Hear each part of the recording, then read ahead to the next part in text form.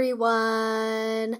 My name is Evie Lupine. Welcome back to my channel, and today I have another video for you all. And today we are going to be talking about one of the most unique ways of engaging in BDSM that I know of. A hunt. And I actually recently got to organize one of these for Thornwood, which is the new West Coast camping event that Dark Odyssey puts on, and I will be talking about my experience with that in this video. If you want to see the full breakdown of what I did over at Thornwood this year, I'll have a video about that over on my Patreon a little bit later on. But for right now, I just want to focus on what it's like doing a hunt, because I am somebody where I am both a pet player and a primal player, and this really exists at the intersections of both of those things. You really don't have to be into either one of those to do a hunt, but especially for people that are ponies or puppies, people who are prey animals who do maybe like animal role play, and primal players, folks who are into like rough body play or wrestling, this is the perfect kink event because it's actually quite difficult to do a lot of primal play and like take down and capture stuff at a typical dungeon. And when you get to be out in nature, like pretty much every hunt I know is, that really opens the doors to have experiences that more closely resemble what a lot of people really wish they could do with things like primal play and things like pet play. I should probably talk about what exactly a hunt is, because maybe you're envisioning like an Ernest Hemingway type situation, and it's like not that, but it's very, at least in my experience, the way that I do it, pretty tightly controlled. There's a lot of rules and regulations involved for the safety of all of the players, and it can be done in a couple of different styles. But the main point of a hunt is that you have a group of people who want to be pursued and a group of people who are pursuers. Depending upon the event, the rules for these things can be more strict. Like for some places, everyone who is wanting to be pursued is a fox, and the people who are pursuing are hunting dogs and ponies and their human handlers. But for the way that I organize things, I have it be very open-ended. You can be any kind of prey animal you want. You don't even have to necessarily be a prey animal. You could also be like a human fugitive if you wanted to. And people who are pursuing could be predators. They could be a human hunter. They could be a hunting dog that's unattended. They could be whatever they want for the flavor of roleplay that they want to engage in. But the overall point is that you get to do things you wouldn't typically get to do in a dungeon, because in a dungeon, you have maybe like a 6 foot by 6 foot area to do your scene in. You're maybe not doing a lot of movement. And if your kink involves wanting to chase people, to be pursued, the only way to really do that is to be outside somewhere. And you could do it in kind of like smaller ways, maybe in like an Airbnb or something, or like chasing somebody around a house. But doing it outside is often the pinnacle of what people hope that they can eventually experience. But when you're doing that kind of thing one-on-one, just in private alone, it's fairly dangerous, because rough body play and wrestling, takedown and capture, all of that is relatively high risk and kink to begin with. And then you add in being in nature, potentially dealing with like getting lost in the woods or tripping and breaking an ankle or something else happening. It's just a really high level of risk, and being around a group of people doing it in a hunt format offers both a new way of doing it for roleplay flavor, and then also is a higher level of safety because other people are around you and know what you're doing. Typically, hunts are going to be hosted in either private land or potentially in some kind of large park or in a national park. The issue with doing it in a park is that though it can be cheap to free to do it there, you're gonna probably run into vanilla people. And so that really limits the type of play you can do. Like, yes, you can chase people through the woods and you can do this and that, but you can't get naked, you can't take your clothes off, you probably can't do any kind of impact play. And if you are doing anything involving like wrestling or takedown and capture, it has to be something that's like vaguely passable to the vanilla public. At least if you want to like not be banned from the park that you're going to. And I think in general you should just like, you know, keep things on the up and up if you're going to do anything vaguely in public, because you never know when a hiker is going to walk by and see a scenario they don't understand and take some photos because they assume some kind of assault is occurring. You don't want that to happen. But if you're doing it on private land or at a private event that's renting out that space and it's only theirs for that period of time, that gives you a lot more possibilities to be able to play with. You can do more types of play. You can go out there with various levels of clothing on. You can incorporate other levels of BDSM beyond just like grabbing someone in a hug. Hi everyone, this is Editing Evie, stopping by to tell you all about today's sponsor, BEDUCATED. And you might be wondering, how is a general adult intimacy course website going to be in any way relevant for a video on BDSM hunts? And that is where you are wrong, because one of the reasons why I really love BEDUCATED is they cover the full breadth of topics that you might want to see from a website like this. They do go over some more introductory topics like spanking, for example, but it also goes well beyond that. So if you are interested in having an experience like the one I described in this video, they have a number of classes that would be a great tool to use to brush up on these skills, especially if these sorts of classes are not offered frequently in person where you live. So they have, for example, a rough sex class, which would go over things like spanking and choking, which can definitely be part of play like this. There's their play fighting class, which I have mentioned a number of times before on the channel because it is genuinely one of my favorite things that they offer. And they also have a body bondage class, which goes over restraints without having to use things like rope or handcuffs. BEDUCATED is an amazing website. It is truly a great platform. And if you want to be able to access classes like this, you can go to the website right now and use my code Evie Lupine at checkout. And for a limited time only, you will get it for $8.33 a month, or if you manage to snag it during their current sale, you can get it for only $6.67 a month. So don't miss out. Go over to BEDUCATED using the link in my description box, using the code Evie Lupine at checkout for that discount. They also have a 14-day money-back guarantee in case you don't love it, but I am sure you will. So please check it out, and thank you so much to BEDUCATED for supporting the channel. And I'm not exactly sure where the desire to do hunts have come from. There's a lot of literary references to humans hunting other human beings, and certainly stories like the Sleeping Beauty trilogy from Anne Rice involve things either that are close to hunting and approximate it, or are like very direct inspirations for this.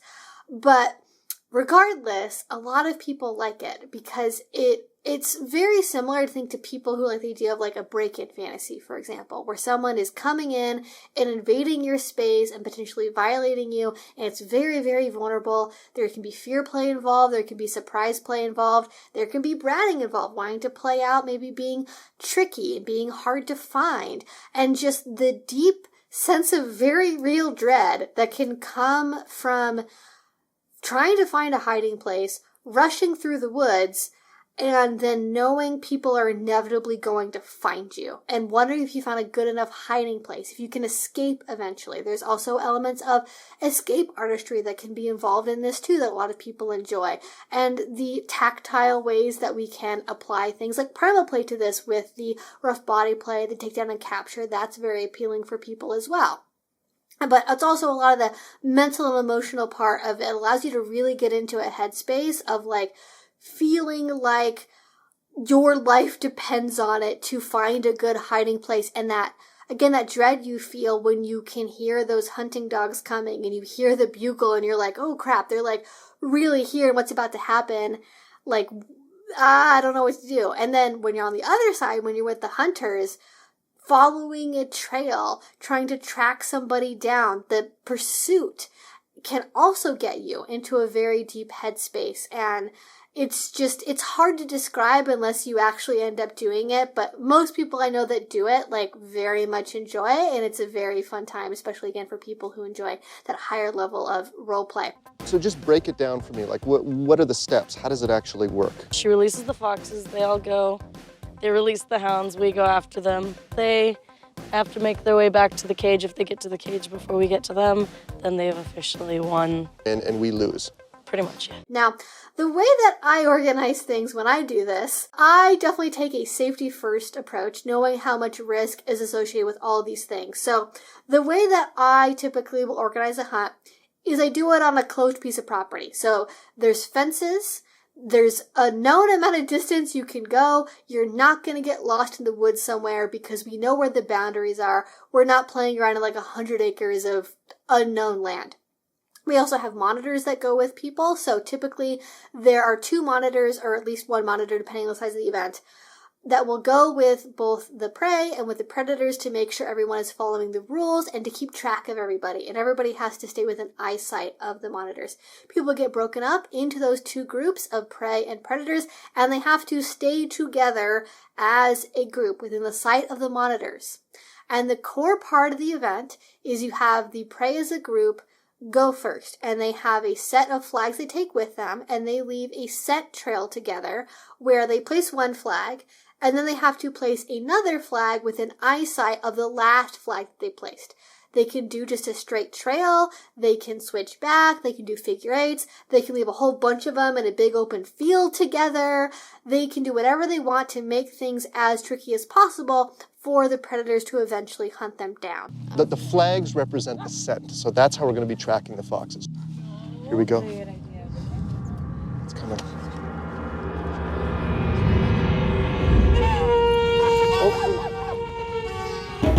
Oh. Green flag. But they're given a set number of flags. And either when they run out of flags or they find a good place to hide, they put all the flags together in a really big bundle alongside a final flag that's a different color that marks this is the end point, the prey are in this area, now the real pursuit begins. So they get a 10-minute head start to do all of that, and the monitors go with them. They also have a color-coded system to indicate what level of touch they are okay with and from whom. So again, depending on sort of what colors I have available and like what works out, I might, for example, do black to indicate that that person has one specific scene pre-negotiated with somebody and only that person can play with them. Green to mean anyone can touch me, anyone can pursue me, and then red to mean anyone can pursue me, but no one can touch me. So you can corner me, and if you get within, let's say, like a foot or 2, that counts as me being captured, and I will remove the armband that I have or some kind of tie I have around me to indicate that the scene is over. And alongside the wristband, I'll have some kind of other removable thing on the person that should be color coordinated to the same color as the wristband to prevent any kind of confusion that the person can remove very quickly that sort of like capture the flag, where if that flag gets removed, the scene is over, no more play, we're done. That offers a very, very clear visual communication both for the people in the scene and for the monitors to know, hey, scene should be over now, no more play, back off. And it also gives people the opportunity to opt out whenever they don't want to play anymore, so you could get like partway through it and then go, you know what, this is like too intense for me, I'm taking off my flag and I'm gonna go back to base camp and just hang out. Also totally acceptable for people to do that. I think this gives people a clear way of communicating also because when you are doing this kind of play, people can get really deep into headspace, they can go nonverbal, and so having these other visual signals just makes it less ambiguous when people maybe are playing really hard, are screaming or fighting back potentially, so that way everyone knows what's going on and that things are on the up and up, and there's a quick, easy way to end the scene for anybody involved.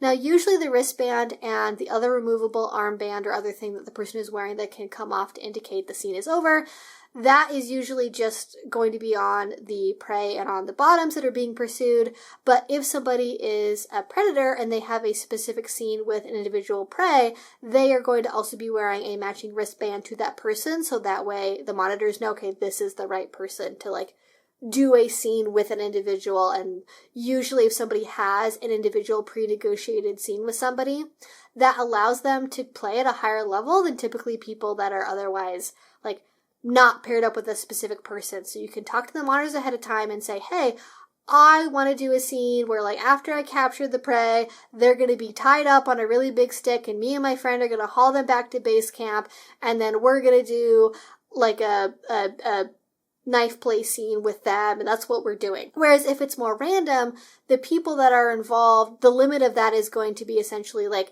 touch football, potentially just being cornered and that's it, to some light, rough body play, starting from all fours, not doing a standing takedown because rocks exist and branches exist, but maybe on all fours doing some kind of takedown, doing some kind of light wrestling, things like biting, hair pulling, etc. could happen. This is very much a rack sort of situation where because you are not negotiating with people specifically ahead of time, you have to be open to the possibilities that someone could pull your hair, bite you, spit on you, growl at you, restrict you in some other way, right, with their body, or wrestle with you. And if you're not okay with those things, then either you need to say, hey, only corner me, or maybe this isn't the right kind of play for you, just because it's so hard to individually negotiate all of that in the moment. Of course, plain English is also totally okay. You can always say in the moment, hey, I don't like that, please don't do that.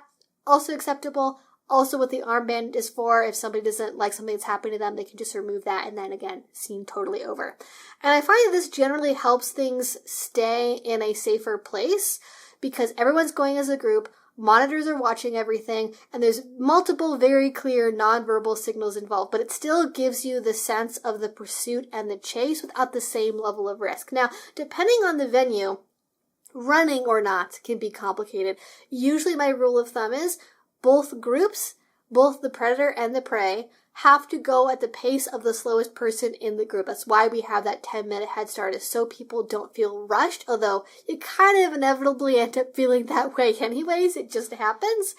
But you have an amount of time to do what you want to do, to lay your scent trail, to do all of that. And typically as well, like, you can have multiple prey, like, setting trails simultaneously. You just have to be within eyesight of a monitor. Just if you want to do something that's, like, really complicated, that is the way to go about doing that. Because if we're looking at, for example, English hunts, right, we have a ton of hunting dogs, we have hunting horses, we have the human riders, all going as a big group, typically pursuing one fox, though it could also very easily be a group of foxes as well. So it actually works out fairly well from a roleplay framework just to do it that way. It doesn't change too much.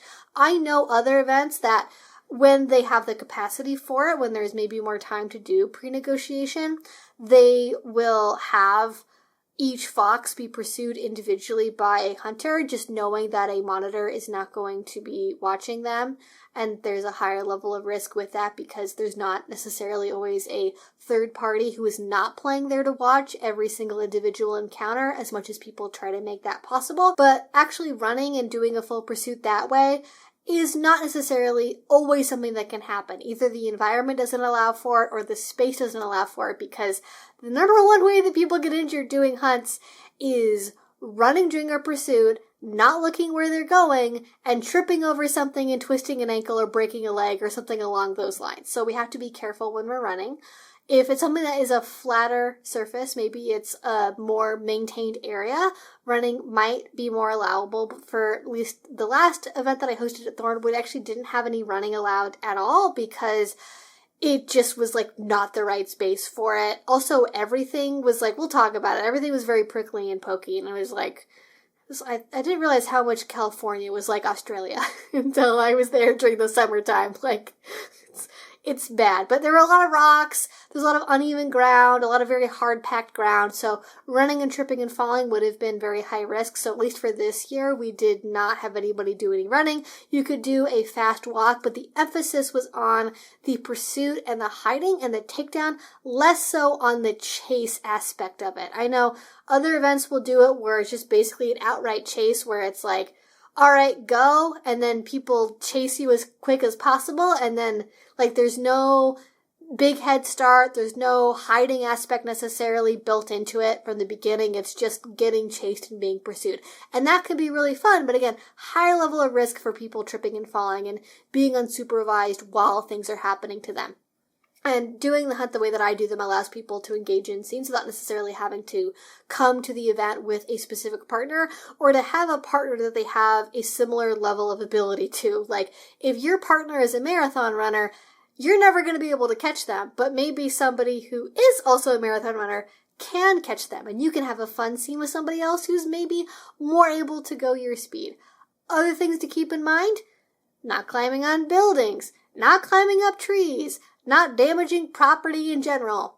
Always a good rule of thumb, should be said. We're trying to do things very much on the up and up here, and hopefully you guys can see from the way that I've talked about how I plan these that there's a lot of work that goes into making communication as clear as possible between everybody involved, and to make sure that there's a relatively high level of safety for something that is very, very high risk compared to your standard dungeon flogging.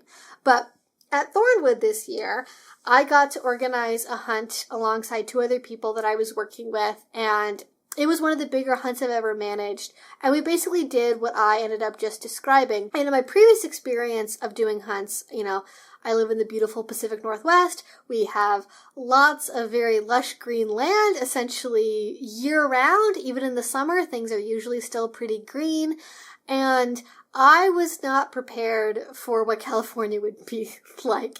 I hadn't seen the site before we got there, though it was a relatively closed environment. It was tricky to work with because the ground was pretty much very hard red clay. There was poison oak.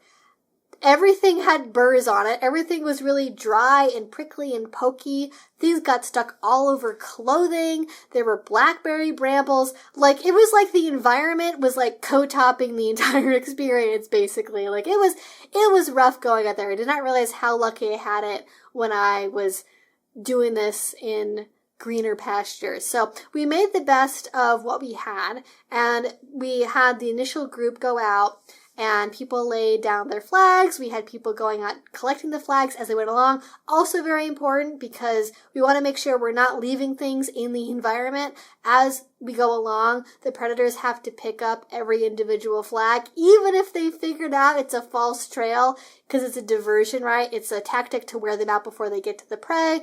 It is a tactic to waste their time and extend the time of the hunt itself.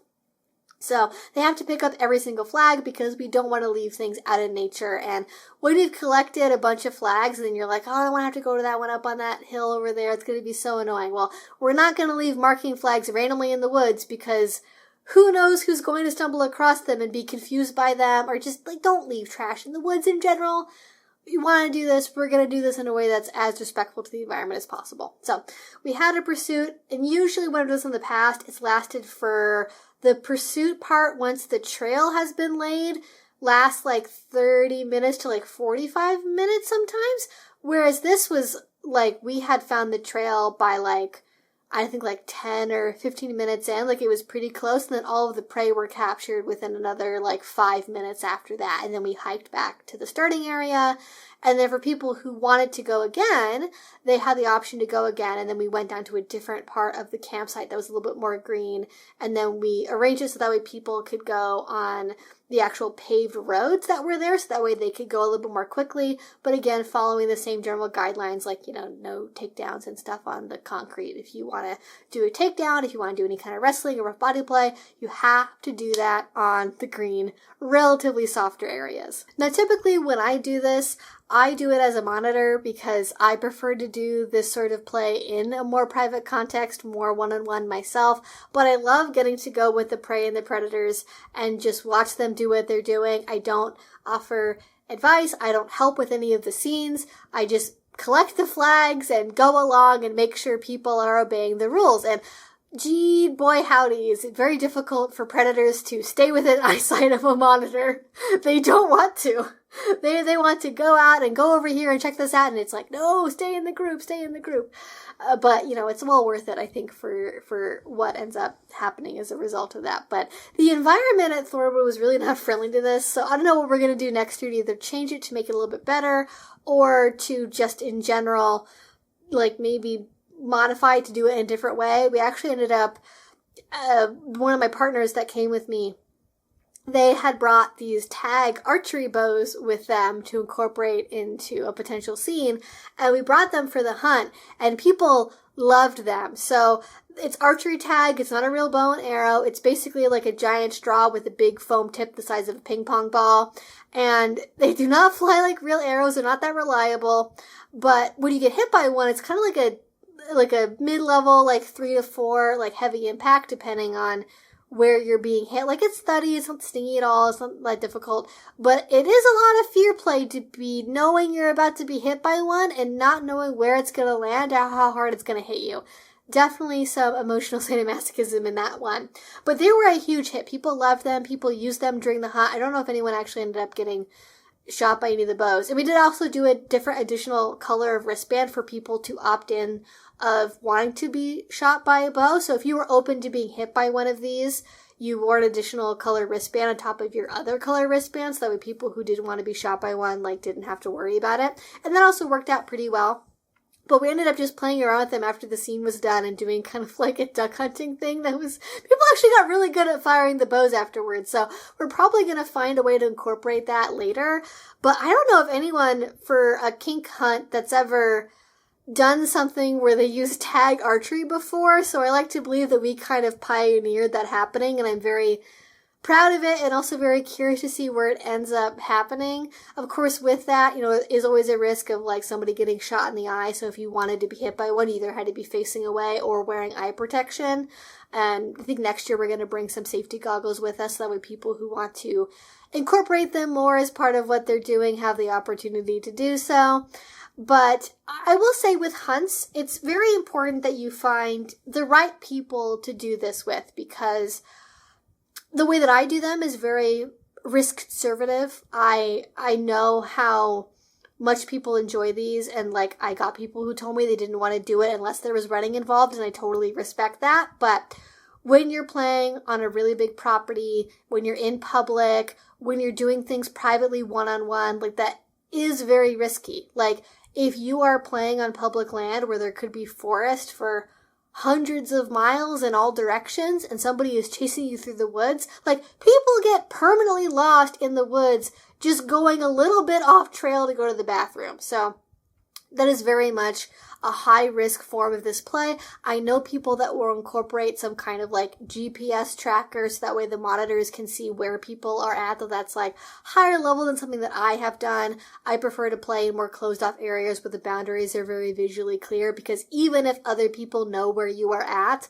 like you never know what kind of obstacle you might run into, or wild animals or things like that. So it is worthwhile, I think, to be cautious in this capacity. And I have, again, heard of people that get injured at these events. I know places that do not, I think about the level of risk involved as much. That has resulted in people having negative outcomes.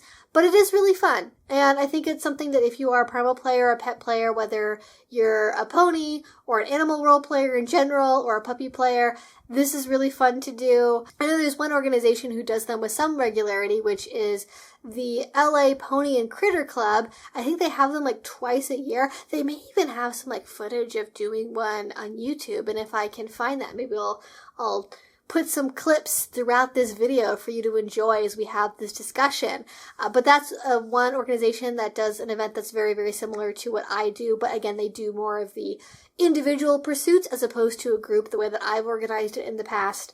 And it's something that I don't know if it's going to catch on per se, because it's so hard to find spaces to do this in. It's so hard to find land to do it on, and a big enough group to do it with as well to make it worthwhile. It's a lot of moving parts there, but if you do see an opportunity near you, if you feel like they have a relatively high enough standard for safety in terms of not getting lost in the woods, knowing the environment it's happening in, having opportunities for communication about consent ahead of time and nonverbal communication signals, all that good stuff, I think it's worth it to try it out, because there's just nothing like it. It's a really great time, and you can do so many fun scenes on the back of doing a hunt like this, whether it's like doing something involving a cage, or doing something involving knife play, or doing like rough body play, or being like displayed like a trophy on like, you know, like you're doing like human furniture role play, but you're like pretending to be like a stuffed trophy or something instead at somebody's house over a dinner party. Like there's so many different ways you can iterate on this and make it your own. And I feel like I'm rambling trying to like sell this to people, but they are really fun. And again, if you want to see my full story of what I did over at Thornwood, that is over on my Patreon. I would love to hear thoughts about this one in a comment down below. So please let me know what you think, especially if you are somebody who has been to a hunt before. How do you do it? If you're an organizer, if you've participated before, how was it organized? Did you like it? Did anything go sideways? What would you do differently in the future? Or is it your favorite kind of kink? Any thoughts like that, let me know in a comment down below. And as well, if you would like to support my channel, if you're not already, please do subscribe because I make videos every week talking about kink and BDSM, as well as things like relationships, polyamory, and pop culture news. And finally, if you really want to support what I do, the best way to do this is over on Patreon. And like I said, we are going to have a video up on there where I talk about my full experience at Thornwood and kinky camping more generally, because that to me is like the pinnacle of kink, is kinky camping. That is like, that is my favorite thing in the whole wide world, and I could and probably will ramble about it for 2 hours if you want to go over there and see that. But in any case, thank you all so much for supporting me over there. If you already do, it means the absolute world to me. Thank you all so much for watching. Stay safe, have fun, and I will talk to you all again very soon. Bye!